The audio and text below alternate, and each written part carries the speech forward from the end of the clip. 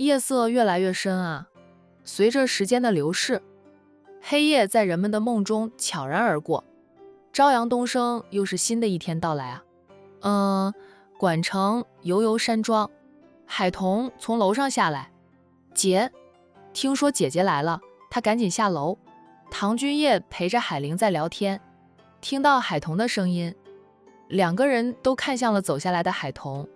海童走过来，叫了婆婆一声，然后坐到了姐姐的身边，问着姐，你今天怎么有空过来看我呀？一落就被姐姐用手指头戳了一下额头。姐来看你，你不欢迎吗？海童立即搂抱住姐姐的一边手臂，笑道欢迎，非常欢迎，是姐最近太忙，总是没空过来看我，我去看姐姐。姐又总是说餐厅里人多，怕有人不小心碰到我，不让我在那里待得太久。姐也是担心你，不是不让你待在那里。姐，洋洋还没有回来，昨天下午他和战印接了洋洋后，送到周家去。周红林极力的留洋洋在家里吃饭，那洋洋最后就留在了周家。周红林对海童夫妻俩说过，吃过饭后就送洋洋回家的。回来了，昨天晚上很晚了，他爸才送到我的餐厅那里去。他爸没有进餐厅，放他在餐厅门口就走了，现在早就出去玩了。他来了山庄，哪有安静的时候？海童笑道，小孩子就是这样，我还以为他会在周家过周末呢，能待一个晚上已经很好的了。他不会在周家待2天的。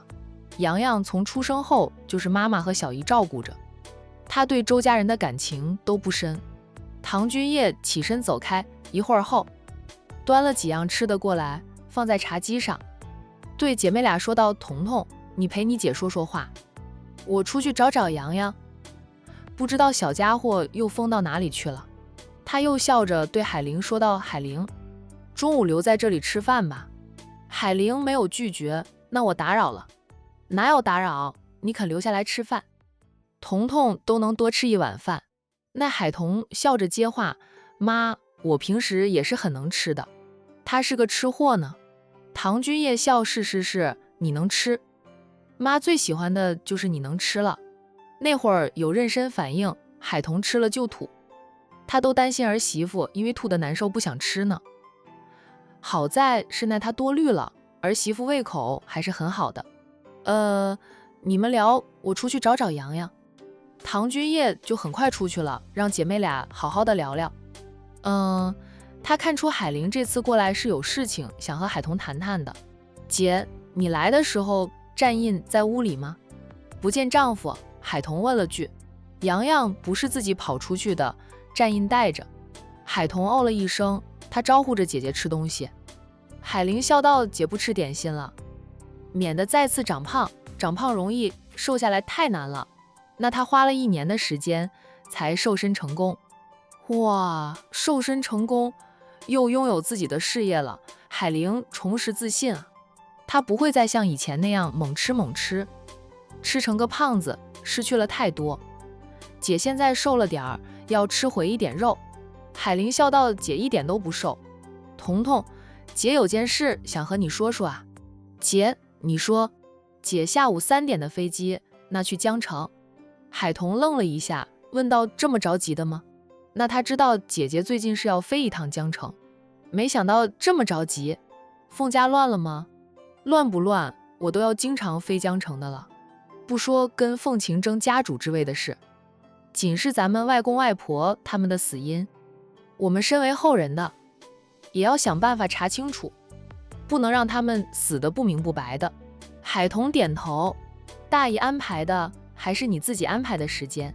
我自己决定的。凤家最近不太平，我过去看看，也是去那边考察市场，在那边扩展生意，这样就算待在江城也不会耽误我挣钱。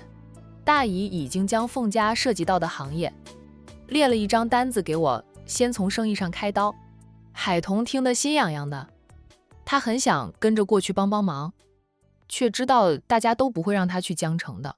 他肚里揣着小战印呢。洋洋呢？洋洋知道姐要出远门吗？姐怎么不等到周一再去？周一的时候，洋洋上幼儿园了，不知道你出门不会哭闹。海玲说道，我跟她说了，也跟她说送她来你这里，她就不哭闹了，只是叮嘱我早点回来。要是偷偷摸摸的出门，她回来知道我不跟她说一声就走，那还容易郁闷。小家伙虽说才3岁多一点，是越来越调皮，却也越来越懂事。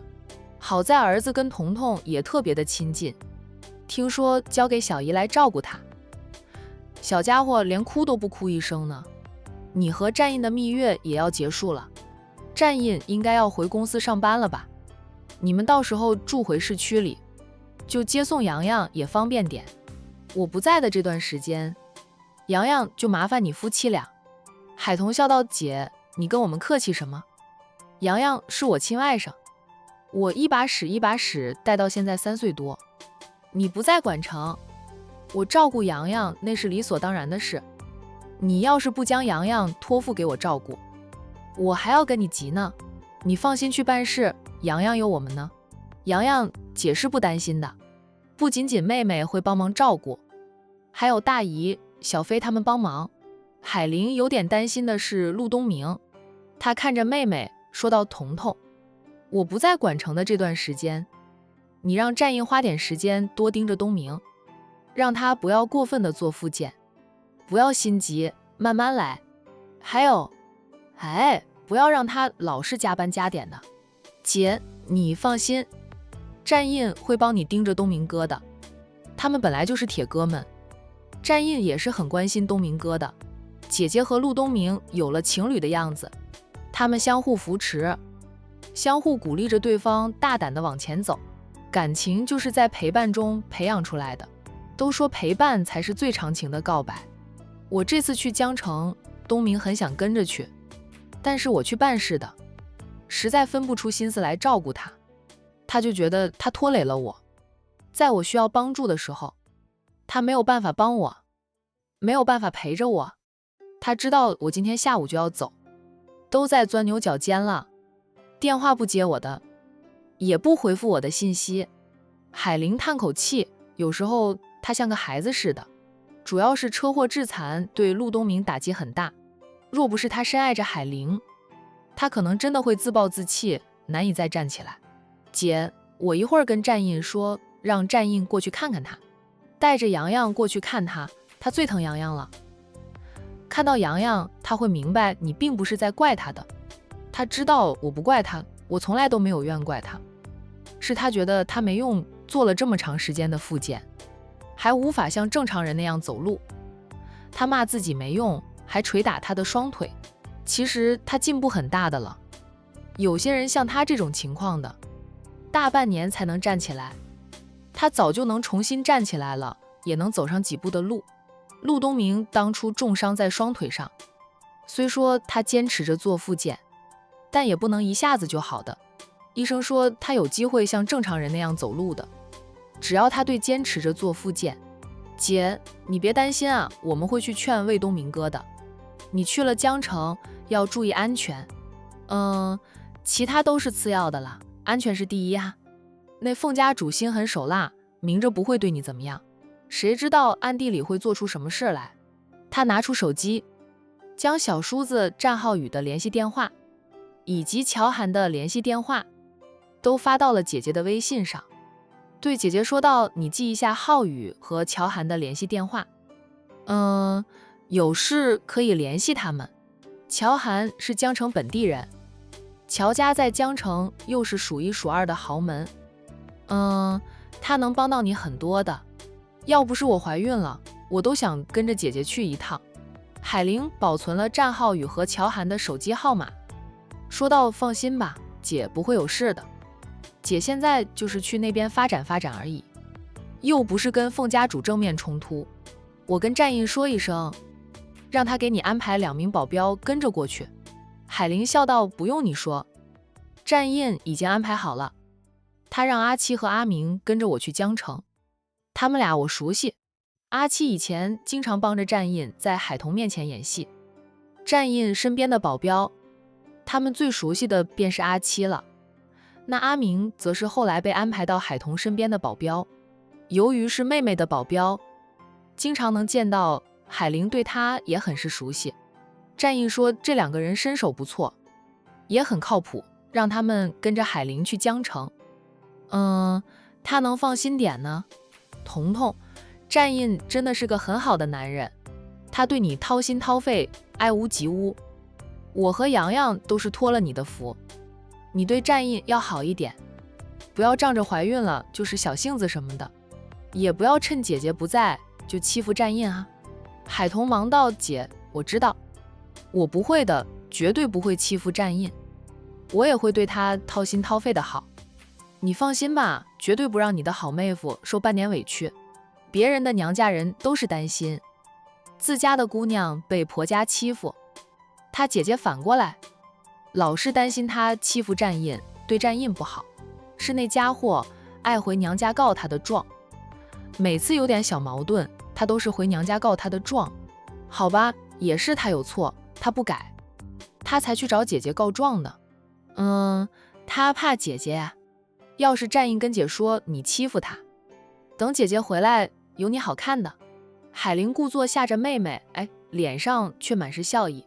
海童搂着姐姐撒娇：姐，你是我的姐姐呢，你怎么能老是偏着战印？别人都是怕妹妹被婆家欺负的，你是怕你妹夫被我欺负。我哪能欺负他，打我又打不过他，也就是吵架他吵不赢我，不过他不会和我吵架的，他嘴笨，吵不过我，顶多就是黑着脸摔门而出，然后跟我冷战，那都什么时候的事了。还翻出来说现在战印把你放在心尖上。姐，我知道的呀，我知道的，我疼你妹夫哈，你放心去办你的大事哈。怕死姐姐又要念叨下去。海童赶紧投降，也换了一个话题，免得姐姐临出门了还要对他好一顿说教。姐，你什么时候会回来？海童关心地问。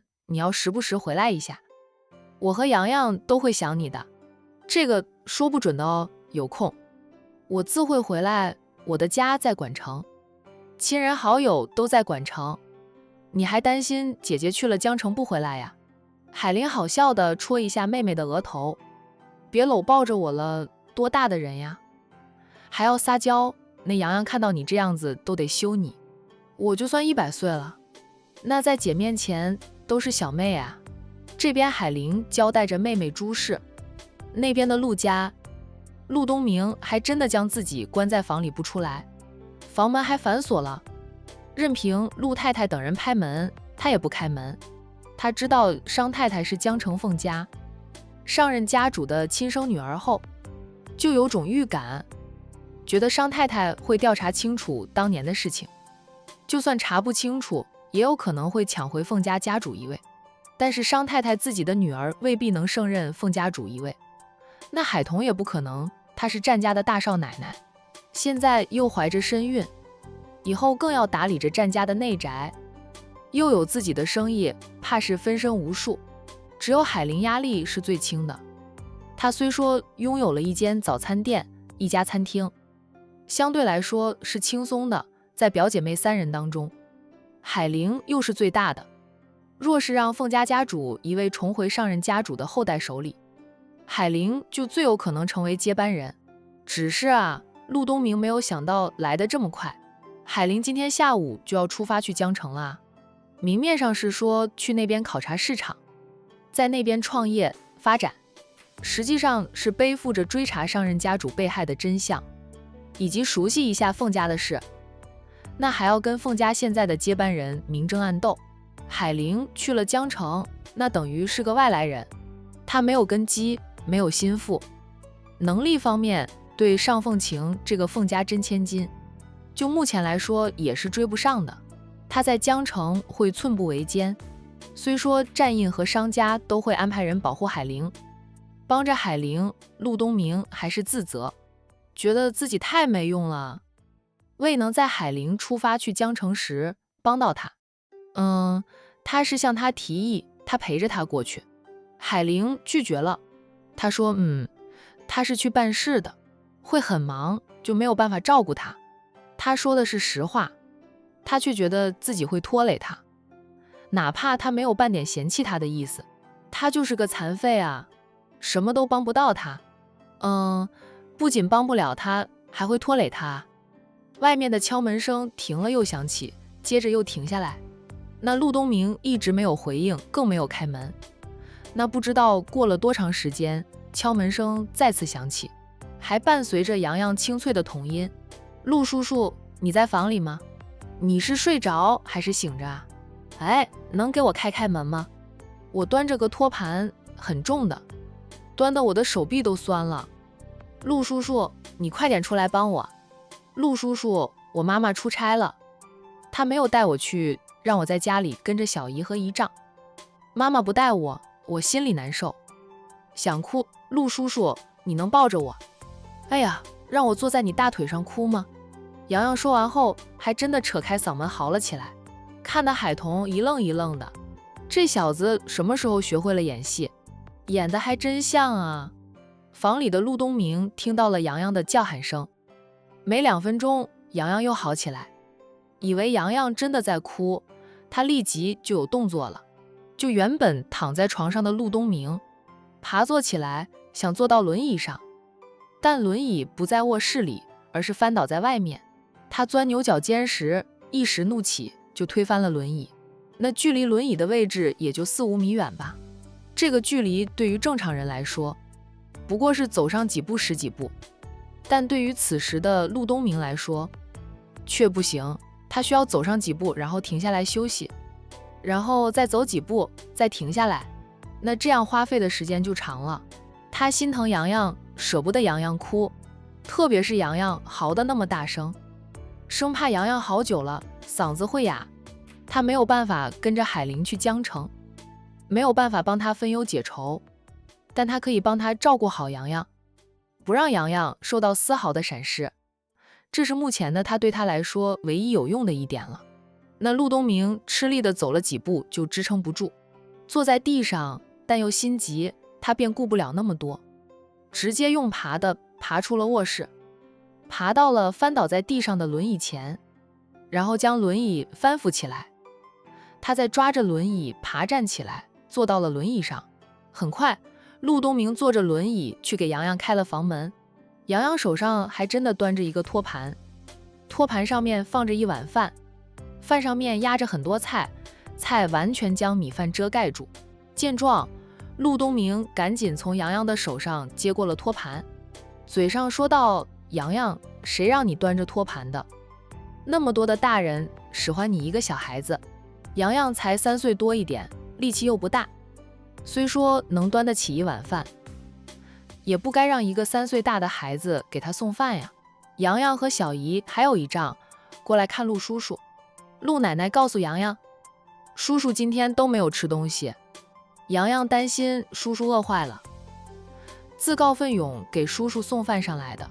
小家伙现在说话条理清晰，什么都会说，有时候说出来的话让海玲都感到吃惊，越来越有小大人的样子了。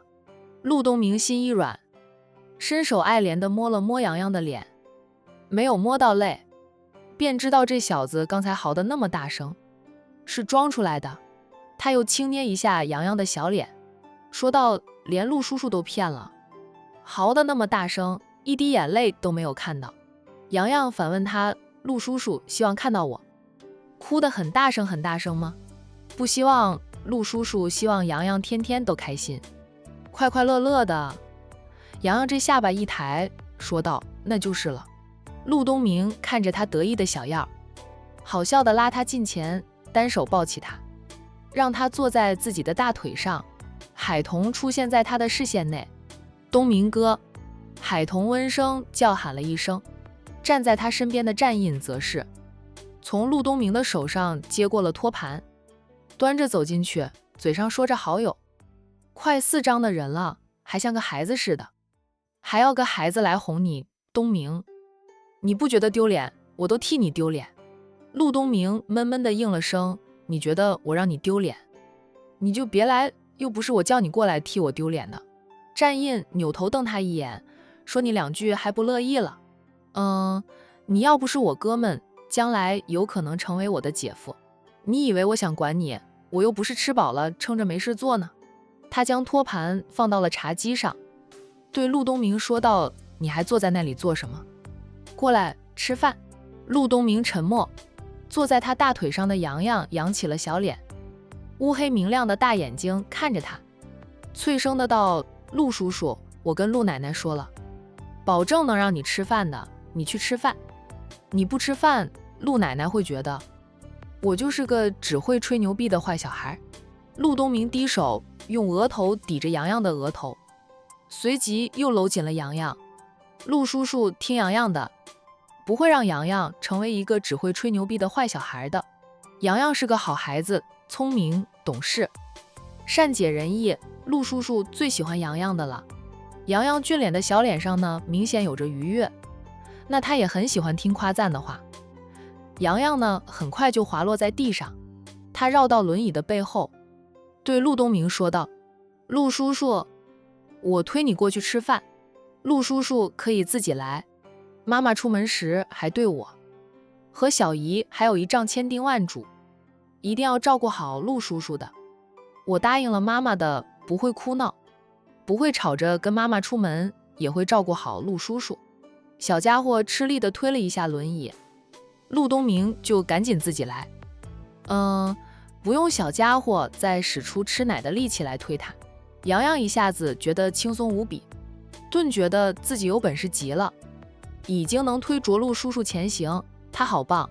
龙婷说，经常练功，力气会越来越大的。他每个周末也都去武馆里上课练习啊，很努力地学着拳脚功夫。教练说他在学武上没有太大的天分，不过坚持下去，自卫没有问题。他也从姨丈和小姨的对话中得知，他在拳脚功夫这方面是输给龙婷的。不过龙婷说的话，他经过实践后发现是正确的，他的力气就越来越大了，看都能推着陆叔叔前行。洋洋推着轮椅在沙发旁边停下来，他想挽扶陆东明站起来的。陆东明忍不住笑道：洋洋，不用你扶陆叔叔了，陆叔叔这么大个人，你也扶不起。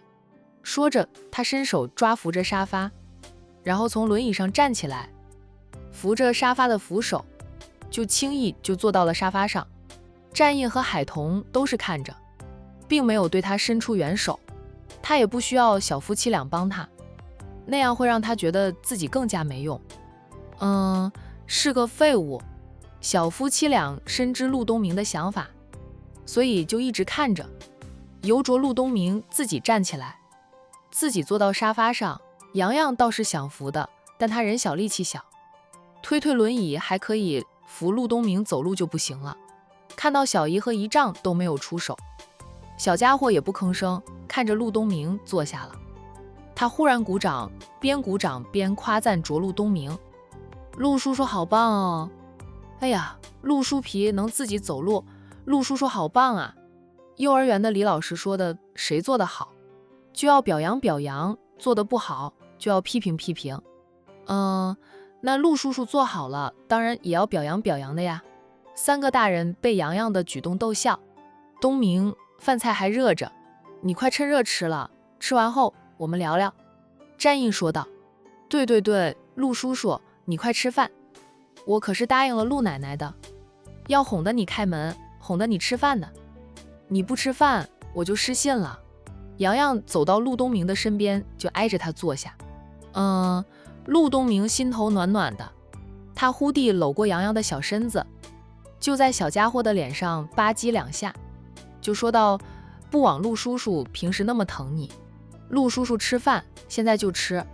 他今天将自己关在房里，一直不开门，也不吃不喝，让关心他的人都担心了。那陆东明端起了那碗饭吃了起来，他还问洋洋要不要吃。小家伙摸摸他的小肚子，对陆东明说道：陆叔叔，你看我的肚子，我在小姨家里吃的肚子都圆滚滚的了，实在吃不下去，陆叔叔自己吃。陆东明瞧瞧他的小肚子，是圆滚滚的了。他笑道：你也别吃撑了，知道我不会吃撑的。姨丈管着我和小姨2个呢，不让我们大吃特吃。小姨还说有姨丈在场，吃点东西都不能吃过瘾，说等姨丈上班去了，他就带着我去沈阿姨那里，弄点好吃的吃个够瘾。海童，洋洋，小姨什么时候说过这样的话？小家伙居然出卖他。都说了别让姨丈知道，他倒好当着战印的面，一字不差全都说了出来。洋洋赶紧捂住嘴巴，说道糟了，小姨叫我别说的，我说了，怎么办？姨丈、陆叔叔，你们就当没有听到吧。小姨说了，什么时候说的？我没有看时间，我不会看时间吗？不过我2只耳朵都听到小姨说的话。我是个诚实的孩子，不撒谎。他看看外甥，又看向身边的男人，说到老公，我就是那样说说而已，不会独自去偷食的。有什么好吃的，肯定会叫上你。战印并没有生气，只是好笑地说他都要当妈的人了，就还像个孩子似的，想吃什么跟我说一声，什么时候没有满足你，不让你吃太多，怕你吃撑了胃难受。大家都说了，孕妇容易饿，不过要少食多餐，不要大吃特吃。洋洋吃撑的时候，你还会说洋洋呢？那自己都没有做好榜样。海童不好意思的道，我就是随口说说的，洋洋当真了。你是随口说说，也会随便做做是吧？当我第1天认识你，不管什么时候都不能暴饮暴食。以前我们还不是夫妻，不认识你怎么样，我管不着。但你现在是我老婆，我们还要长命百岁，白头到老的，我得管着你，尽量让你健健康康的哈。海童腹诽着，好像被你管着就能长命百岁，永远不会生病似的。好吧，那病从口入，还是得管好自己的嘴。就他腹诽还腹诽，并没有说出来，老老实实的接受丈夫的说教。陆东明吃完后，他放下了碗筷，洋洋体贴的递给他纸巾啊。陆东明又摸了摸他的头，对这个孩子呢，他是发自内心的喜欢及疼爱。洋洋，你妈妈，出差前有提到陆叔叔吗？洋洋点头，妈妈说了，让我和姨丈要多看着你点，不要让你钻什么奸的，还说他从来没有嫌弃过你走不了路，也不觉得你会拖累我妈妈吧。海玲这些话是对战印夫妻俩说的，小家伙在场听到了，现在一字不差的复述给陆东明听。你有送你妈妈去机场吗？洋洋当即就垮下了小脸，答道，妈妈不让我去，也不让小姨去。妈妈是坐着车跟着几个叔叔一起走的，虽然她经常跟着小姨，但是妈妈出远门不带她。小家伙心里还是有点难过的，妈妈说去办事不方便带着她，让她留在家里跟着小姨，还说等放寒假会带她去旅游，去北方看雪、打雪仗、堆雪人的，更是许诺她会带她去莫阿姨家里跟龙婷见面。被妈妈一顿哄，她就老老实实的留在家里，不哭也不闹，不像陆叔叔这样，妈妈不带陆叔叔，陆叔叔居然难过的把自己关在房里不出门，也不吃饭，那还得他一个小孩子来哄陆叔叔吃饭。那这样想着呢，洋洋又觉得自己很棒，当即坐正了身子，抬头挺胸的，很自豪的样子。战印接过了洋洋的话，他告诉陆东明，我安排了，初七和阿明跟着我姐去江城，大姨也派了几个人跟着，加上你安排的人，他不会有事的。浩宇也在江城，乔涵又是江城本地的，他们都会帮着我姐的，你不用担心。东明，我姐这一次去江城，的确没有办法分心来照顾你，哪怕你有保镖照顾着，她也是要分点心的。她不是觉得你会拖累她，更不会嫌弃你还不能走路。你不要钻牛角尖，不要觉得自己没用。战印顿了顿后，又说到以后我姐还要经常跑江城，甚至重点在江城发展，长久留在江城。你总不能次次都跟我姐闹吧？如果你真想成为我姐的依靠，就坚持着做复健，保持着良心的心态。像这段时间那样，你该干嘛就干嘛。上班、见客户、谈生意，你哪一样不能做的？你现在是不良于行，但并不影响你管理着你的公司。你依旧是那个牛逼哄哄的陆总。不要总以为别人同情你，可怜你，觉得你没用，是个累赘的。陆东明默不作声，亲朋好友话的意思他都懂。可是心爱的女人啊，要出远门，还有可能涉险，他都没有办法跟着他去，无法亲自保护他，他就是觉得自己很没用啊。东明哥，我姐很担心你，放心不下。他出门前反复叮嘱我和战印，让我们过来看看你。我知道你心里怎么想的，但你要是老钻牛角尖，影响你的心情，让你失去信心，你怎么重新站起来？东明哥想帮我姐，我也知道。东明哥要快点好起来，才能陪着我姐去经历以后人生的风风雨雨。东明哥难道不想和我姐一起携手并肩吗？我姐一直在等着你。陆东明看着好友夫妻俩良久，他说到战印、海童，你们不用劝我了，我知道该怎么做的，就是一时间心情低落，才会为了我自己，为了和你姐有个未来，我会坚持下去，总有一天我能够重新站起来。我说过我要成为你姐的依靠，给她遮风挡雨，与她携手并肩。那面对以后人生的风风雨雨，对不起，让你们担心我了。陆东明自责的道，从出了车祸后，我这个人就变得很敏感了。你们没有我这种遭遇，没有办法真正体会到我的痛苦，我的无奈，坚持着做了那么长时间的复健，也很有毅力，可是双腿使不上力，有毅力都无法让我像个正常人那样走路。陆叔叔，你会好起来的。洋洋一把搂抱住陆东明的一边手臂，仰着俊脸对陆东明说道，陆叔叔好起来后，就能抱着我举高高了。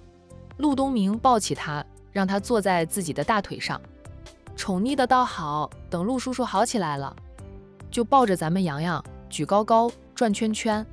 那陆叔叔要快点好起来，否则等我长大了变重了，就陆叔叔就抱不动我了。好，咱们拉钩，不准反悔。陆东明含笑的和小家伙拉钩。这个时候敲门声响起，是陆太太。陆太太担心海童等人也哄不住小儿子，上楼来看看，见到儿子的房门开着，那陆太太悬着的一颗心放了下来。阿姨，战印夫妻俩看到陆太太敲门进来，连忙问好。洋洋也甜甜的叫了一声陆奶奶，然后邀功似的说道，陆奶奶，我哄得陆叔叔开门，也哄得陆叔叔吃了饭。陆太太笑着夸他，洋洋真棒，那陆奶奶要好好的谢谢你。不用谢。陆太太近前，看到儿子真的吃完了送上来的饭菜，松口气，随即又忍不住拍了儿子几下，骂着，你说你都多大的人了，心情不好就将自己关在房里，一天都不出来，也不吃不渴，拍门也不回答我们，想吓死爸妈吗？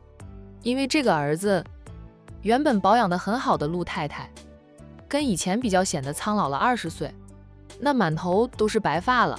那陆东明任由母亲骂着，等母亲骂完了，他歉意的道，妈啊，对不起，是儿子不孝，又让你担心了，知道妈会担心，以后就不要再让妈担心了，都是妈对不起你。陆太太说到最后，声音都带上了哭腔。儿子一发疯，他就自责。陆东明不想让母亲自责，他赶紧说道，妈，我知道错了，我以后都不会像今天这样子的了。你别哭，洋洋在这里呢，洋洋会笑话你的。妈，你带洋洋出去玩玩，我和战印谈点正经事。说着，他又拿起纸巾递给母亲，让母亲擦擦眼泪，并对洋洋说道，洋洋，你跟陆奶奶出去玩一会儿好不好？陆叔叔要和你姨丈谈点事情。洋洋很懂事的点点头。陆太太擦了擦泪，对战印夫妻俩说道：“阿印，海童让你们见笑了。”海童不知道怎么接话，战印则是说道：“阿姨，我们会劝东明的，你不用担心，保证他后天能如常去上班吧。明天周日还是休息日。陆太太呢，招阿印又给你添麻烦了。不麻烦，我和东明是好哥们，好兄弟，他的事就是我的事。”陆太太再次道谢，幸好儿子有战印和苏南这样的好哥们，出事的时候在好兄弟的关心帮助下，才能慢慢的找回自信心。洋洋，走吧，陆奶奶带你出去玩。那你想玩什么？陆奶奶陪你。陆太太牵起洋洋的小手，带着小家伙出去，边走边问着：“哎，陆奶奶，你家里有风筝吗？我想去放风筝，今天的风很大哈。”陆太太笑道：“找一找，应该能找到的。哥哥姐姐小时候玩过风筝，在他们的玩具房里应该能找到的。奶奶带你去他们的玩具房里找一找好不好啊？”“好。”“哥哥姐姐会不会生气的？我们没有经过他们的同意，就去拿他们的东西。”陆太太愣了一下，随即笑道：“那奶奶让人去问问他们，等他们同意了，咱们再进去拿他们的风筝出去玩。这孩子被教育得很不错哦，怪不得儿子那么喜欢。”东明说他最初压根儿没有想过打海玲的主意，毕竟他认识海玲的时候，海玲还没有离婚呢，他就是单纯的喜欢洋洋。后来相处时间长了，他才慢慢的喜欢海玲。海玲的转变，陆太太也看在眼里，她也知道海玲这么努力，不仅仅是想变得强大，成为妹妹的靠山，也是为了能和陆东明般配。为了让他满意一点，那想起当初自己做过的事，陆太太默叹，如果东明没有出车祸，她还是很难接受的。他儿子虽说年纪大了点儿，但是初婚呀，海玲却属于二婚了。他们陆家又不是很差的家庭，是豪门呢，东明就算50岁了，娶个20出头的年轻小姑娘都可以啊，也多的是女孩子想嫁的呀。陆太太不觉得自己的想法有什么不妥，不说豪门，就是普通家庭，儿子找个二婚的，当父母的一时间也是难接受的。不过现在这陆太太想开了，儿孙自有儿孙福，她也不想操那个心了。儿子也36岁，转年就37了，不是3岁小孩子，知道自己想要什么，就不会做出让他自己后悔的决定的。通过接触啊，相处，陆太太觉得海玲除了离过婚，生过娃，其他方面都很不错的。儿子喜欢由着他吧，娶个二婚的，好过让儿子一辈子打光棍。陆太太就希望儿子早点恢复正常，早点娶海玲进门，说不定还能给他添个孙子呢。